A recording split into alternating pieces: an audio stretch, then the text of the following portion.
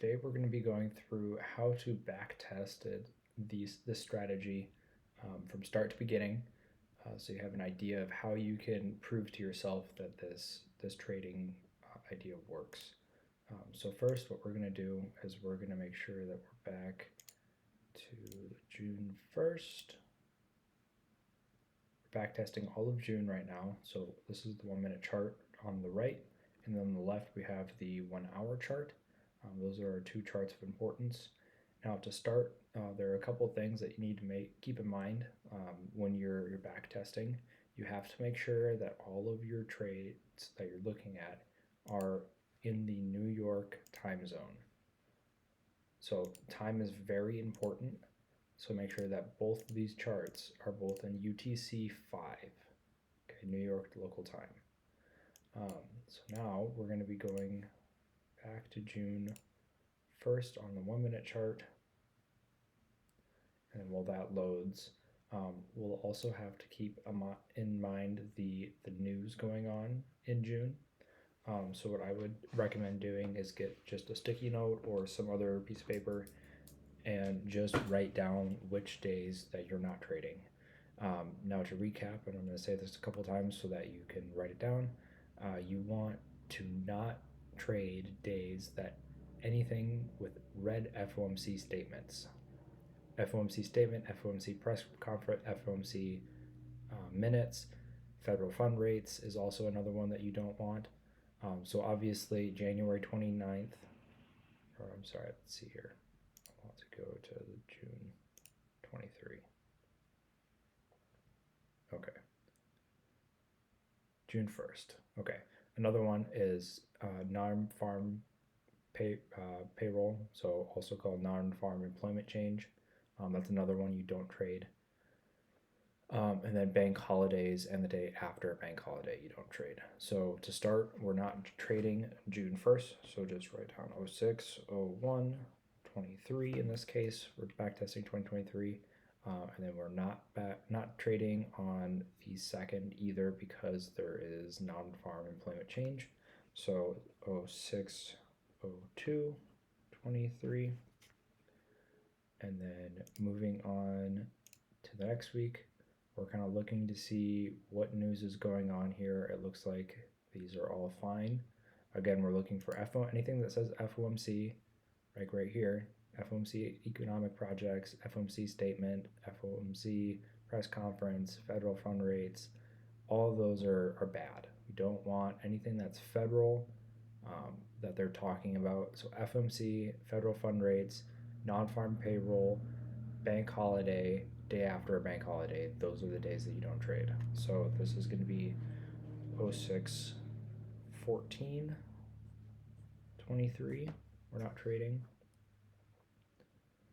And then moving on to the next week, the 19th is Juneteenth, so that is a bank holiday, so we're not trading the 19th or the 20th. So 06, 19, 23, and 06, 20, 23.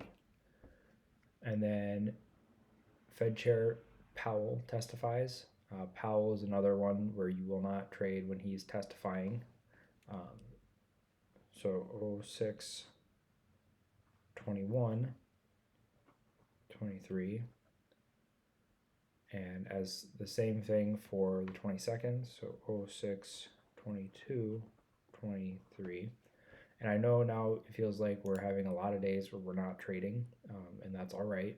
It is what it is. We just want to make sure that we're trading the best kind of days that we can. So again, we don't want to trade when Powell speaks, so that would be Wednesday the 28th, so 06, 28, 23. And then finally the 29th is another day that Powell speaks, so 06, 29, 23. So once you've written down all the days in the month that you are backtesting that you wouldn't be trading because of these economic news things, we're going to go back over here and we're going to find where our liquidity is and what discount or where our discount and premium is on the 1 hour chart. And then we might just have to scroll back here on the 1 minute chart.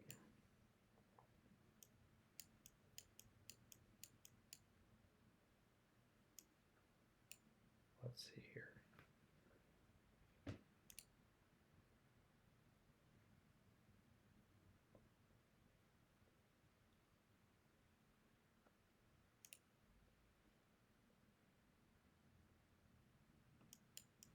There we go.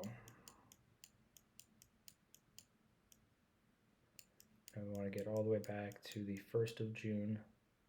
Actually, probably the 3rd of June, because the 1st and the 2nd of June we're not trading because there are no trade days.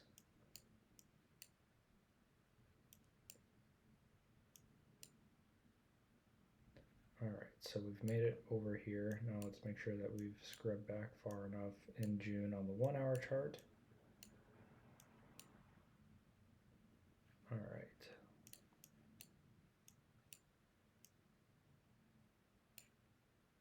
So we're not trading the 1st, and we're not trading the 2nd, and the 2nd is a Friday, so we're looking for the next Monday. So Monday the 5th is the first day that we're looking to trade. All right.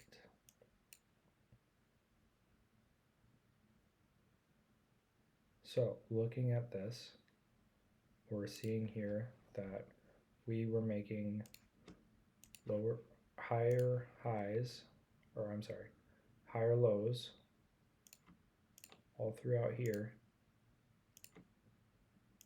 And so then when we're making these higher highs, or lower highs, I'm sorry, we're seeing prices is going down, right?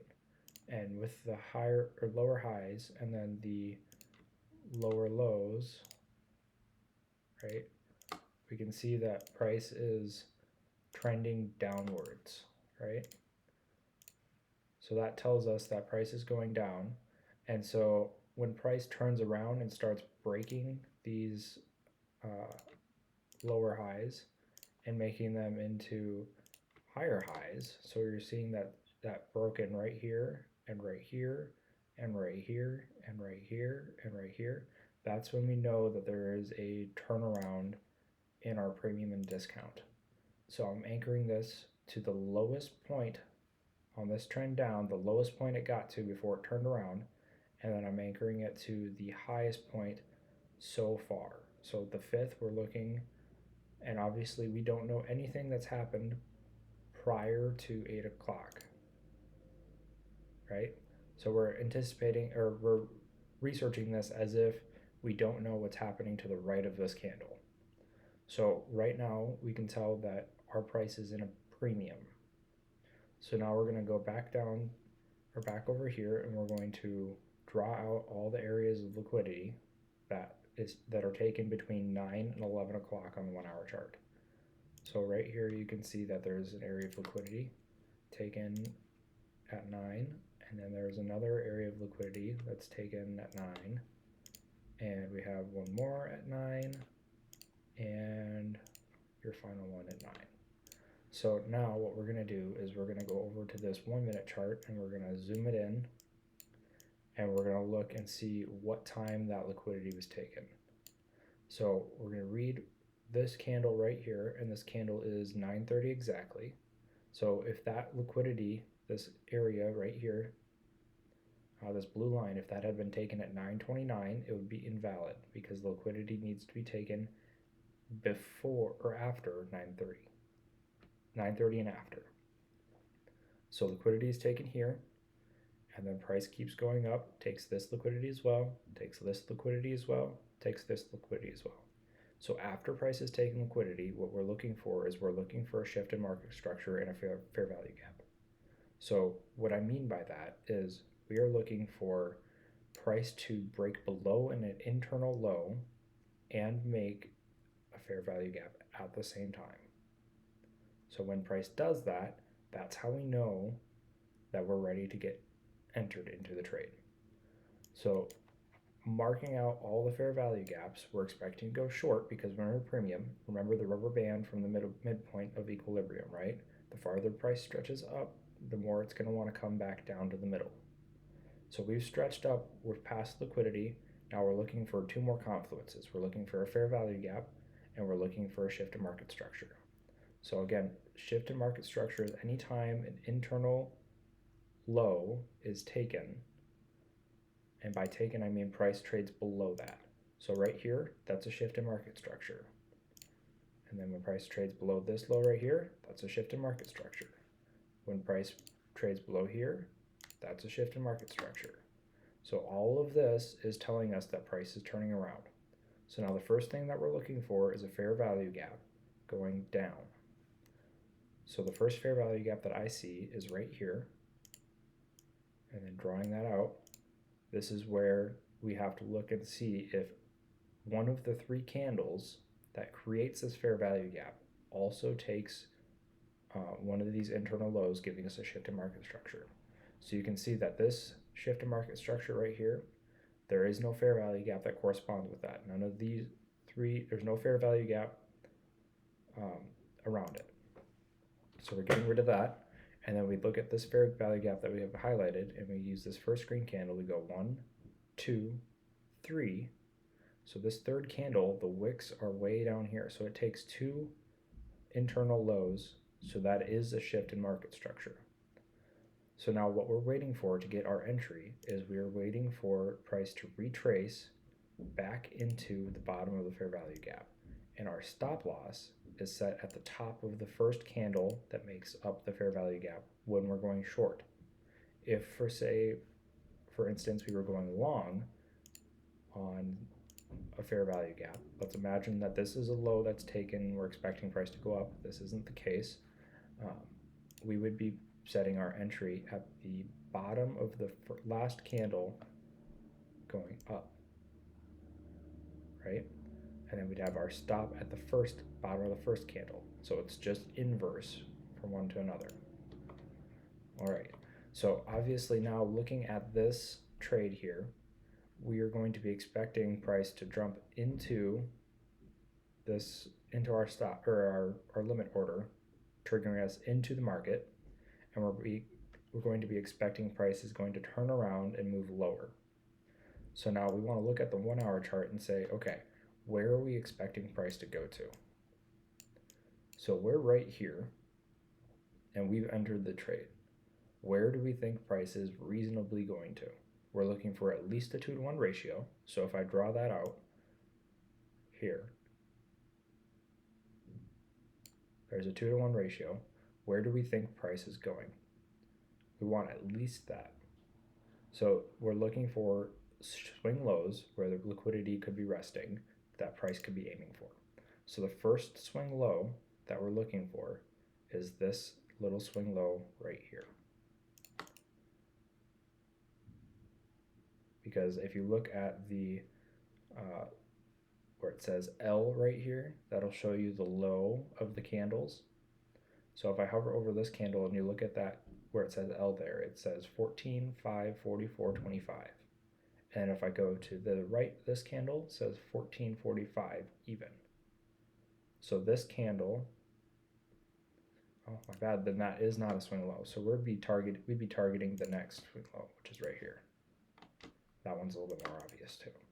Now, obviously, you guys are looking at the right side of the screen here saying, okay, you're triggered into the trade right here when you trade back up there, and the trade's above our stop loss and we get stopped out of the trade. So this would be a losing trade. So our win rate on average is about 50% on the day. But on average, we win about 4 to 5 times more than we lose. So at the loss of 25.5 handles here, when we win, we generally win, between 100 and 120 with the same trade. So I will close this out, and then I'm going to make another video and restart so we can see another trade that potentially works out in our favor, so I can show you how that looks and give you another example of how to draw this all out.